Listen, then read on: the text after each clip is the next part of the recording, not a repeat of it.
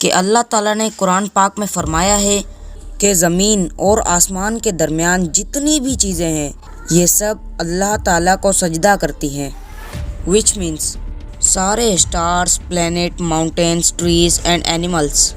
لیکن how it is possible? سجدہ تو اس طرح ہوتا ہے، اور کبھی اسٹارز اور پلینٹ کو ہماری طرح عبادت کرتے ہوئے کسی نے دیکھا ہے؟ نہیں، لیکن اللہ تعالیٰ نے قرآن پاک میں بار بار فرمایا ہے کہ یہ ساری چیزیں اللہ تعالیٰ کی عبادت کرتی ہیں۔ تو اب اس پورے یونیورس میں کوئی نہ کوئی ایک بات، کوئی نہ کوئی ایک چیز کامن یعنی ایک جیسی ضرور ہو۔ آج سے کئی ہزار سال پہلے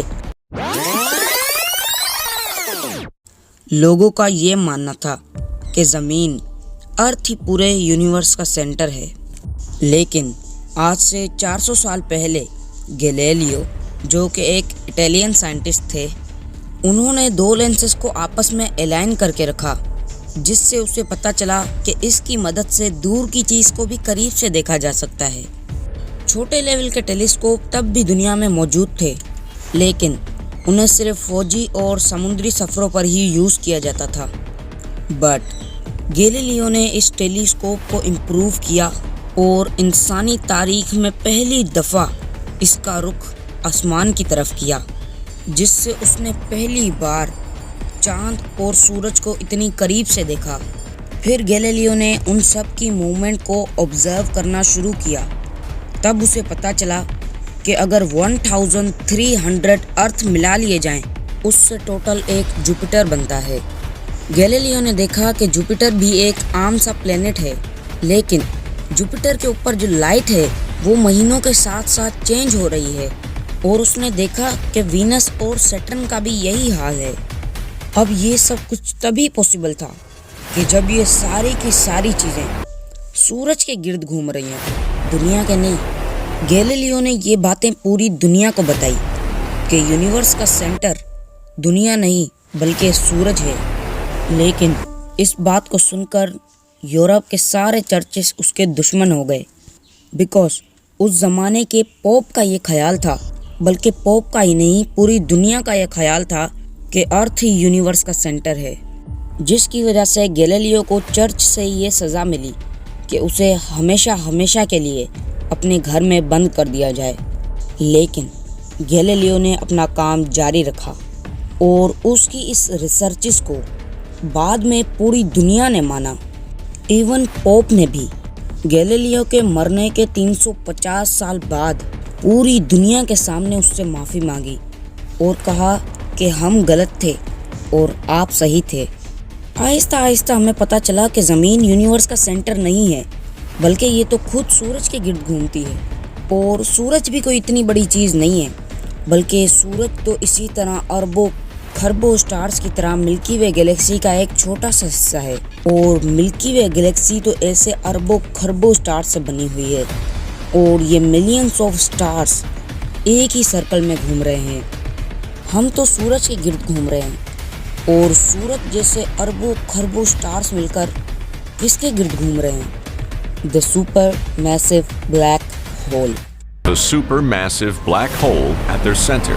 اس بلیک ہول نے جو ہمارے سورج سے 40 لاکھ ٹائمز بڑا ہے، اس نے پوری گیلیکسی کو ایک گول سرکل میں رکھا ہوا ہے، جس طرح ہمارے سورج نے زمین، جوپیٹر، مارس، سیٹرن ان سب کو ایک سرکل میں رکھا ہوا ہے۔ اور یہ گیلیکسی بھی کوئی اتنی بڑی چیز نہیں ہے، یہ لاکھوں گیلیکسیز مل کر ایک کلسٹر بناتی ہے، اور یہ کلسٹر بھی کوئی اتنی بڑی چیز نہیں ہے۔ اسی جیسے ملینز ٹریلینز کلسٹر مل کر ایک سپر کلسٹر بناتے ہیں، اور ایسے ہزاروں سپر کلسٹرز اور بھی موجود ہیں۔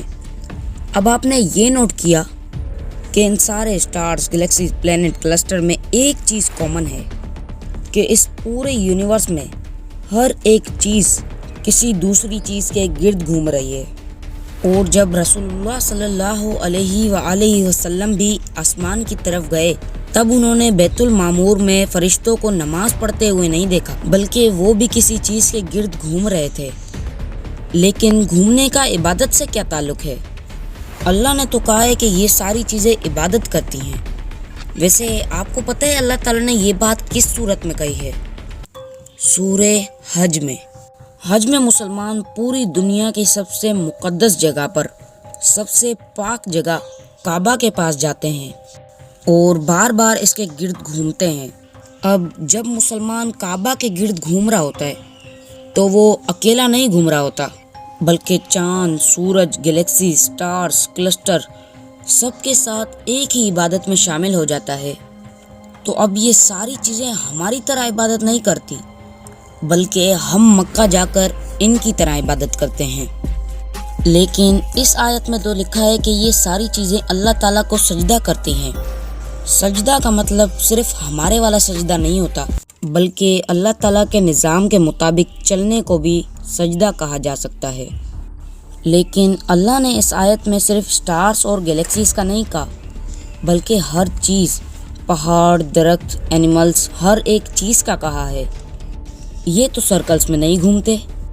آج سے کئی ہزار سال پہلے دنیا میں ایک کانسیپٹ آیا کہ یونیورس کی ہر ایک چیز ایک چھوٹے پارٹیکل ایٹم سے بنی ہے، جس کو پھر ساری دنیا بھول گئی۔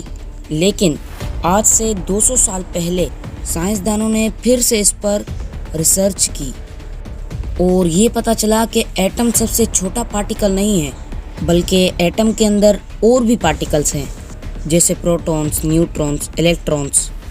پروٹونز اور نیوٹرونز ہمیشہ ایٹم کے سینٹر میں ہوتے ہیں اور الیکٹرونز ہمیشہ ان کے گرد گھوم رہے ہوتے ہیں، آلموسٹ بالکل اسی طرح جس طرح پلینٹ سورج کے گرد گھومتے ہیں، جس کا مطلب ہے کہ کائنات کی ہر ایک چیز چاہتے یا نہ چاہتے ہوئے کسی نہ کسی چیز کا طواف کر رہی ہے۔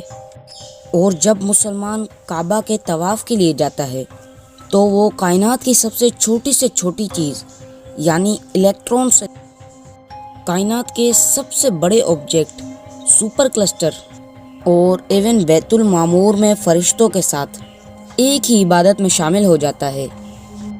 ہو سکتا ہے کہ اسلام میں اسی لیے طواف کرنا سب سے بڑی عبادت ہے۔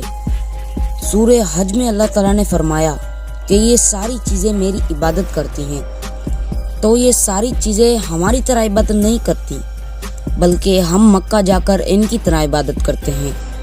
لیکن ان ساری چیزوں کا طواف کرنے کا ایک فکس ٹائم ہے، اور جیسے ہی وہ ٹائم ختم ہوگا تب ہر شخص معلوم کر لے گا کہ وہ کیا لے کر آیا ہے۔ سبسکرائب